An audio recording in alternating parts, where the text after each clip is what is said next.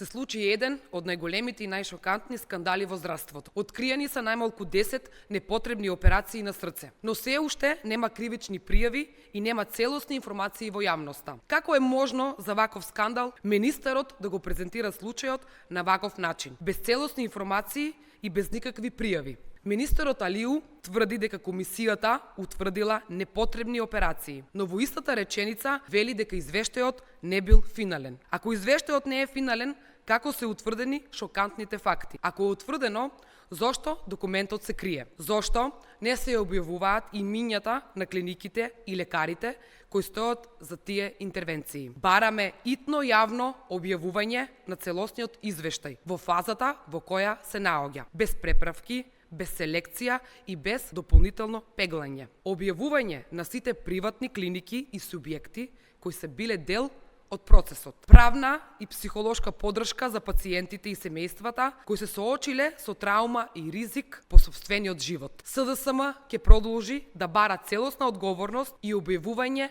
на сите факти во јавноста.